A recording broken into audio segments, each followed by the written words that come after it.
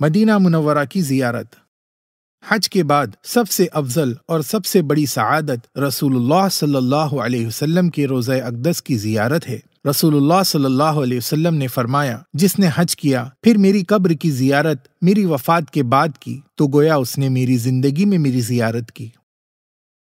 مدینہ منورہ روانہ ہونے سے پہلے غسل کر لے اور مدینہ طیبہ کی حاضری کی نیت سے اچھے کپڑے پہن لے، خوشبو لگائیں، راستے میں خوب ذوق و شوق کے ساتھ درود و سلام پڑھتے رہیں۔ مدینہ منورہ پہنچنے کے بعد سامان کمرے میں ترتیب سے رکھ کر ضروریات سے فارغ ہو جائیں اور وضو یا غسل کر کے کپڑے بدل کر سب سے پہلے مسجد نبوی میں حاضر ہوں۔ یہاں بھی یہ بات دھیان میں رکھیں کہ اگر آپ پر تھکان زیادہ ہو تو آرام کر کے حشاش بشاش ہو کر مسجد نبوی میں حاضر ہوں اور ریاض الجنہ میں 2 رکعت نماز تحیۃ المسجد ادا کریں۔ اگر وہاں بھیڑ بہت زیادہ ہو تو پوری مسجد میں کہیں بھی ادا کر سکتے ہیں۔ مسجد نبوی میں 7 ستون اور ریاض الجنہ کا پورا حصہ قبولیت دعا کے لیے خاص جگہ ہیں اور یہاں نمازیں ادا کرنا زیادہ ثواب کا باعث ہے، لہذا جب موقع ملے، جتنا موقع ملے، آپ ریاض الجنہ کے اندر کے حصے میں نمازیں ادا کریں۔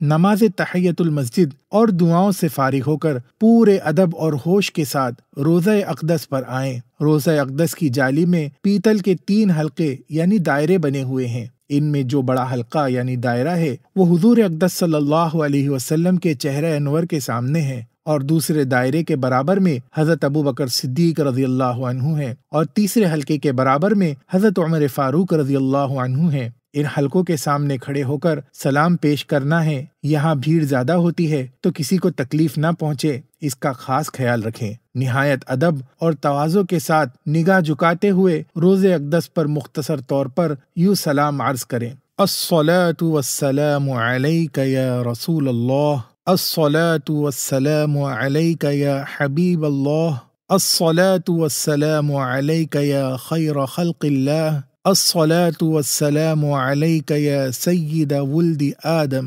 اس کے بعد جن دوستوں، بزرگوں اور عزیزوں نے آپ سے سلام کی فرمائش کی ہے اور بعض سے آپ نے وعدہ بھی کر لیا ہے، ان کا سلام حضور اکرم صلی اللہ علیہ وسلم کو پہنچائے۔ اس کے بعد حضرت ابوبکر صدیق اور پھر حضرت عمر رضی اللہ عنہما پر سلام پیش کریں۔ آج کل خواتین کو جالیوں کے سامنے آنے کی اجازت نہیں ہے، اس لیے قدمین شریفین کی طرف سے یا کسی اور طرف سے ہی سلام پیش کر دیں۔ روزہ اطہر پر درود و سلام پیش کرنے کے لیے مسجد نبوی کی انتظامیہ نے خواتین کے لیے اوقات خاص کیے ہیں، اس کو معلوم کر کے ہی درود و سلام کے لیے جائیں۔ مدینہ منورہ کے قیام میں افضل ترین عمل یہ ہے کہ سرکار دو عالم صلی اللہ علیہ وسلم پر درود شریف کثرت سے پڑھا جائے اور نمازوں کو باجماعت مسجد نبوی میں ادا کیا جائے۔ مدینہ منورہ سے واپسی کے وقت روضہ اقدس پر حاضر ہوں، پہلے 2 رکعت نماز ریاض الجنہ میں پڑھ کر خوب دعائیں مانگے۔ اپنی دعاؤں میں یہ ضرور کہیں کہ اے اللہ، تیرے محبوب رسول صلی اللہ علیہ وسلم اور ان کی اس مسجد اور ان کے اس شہر اور شہر والوں کے حقوق و آداب کی ادائیگی میں جو کوتاہیاں مجھ سے ہوئیں ان کو اپنے خاص کرم سے معاف فرما، اور میری یہ حاضری آخری حاضری نہ ہو، اس کے بعد بھی یہاں کی حاضری کی توفیق عطا فرما۔ قیامت کے دن اپنے رسول کی شفاعت اور آپ کا قرب نصیب فرما۔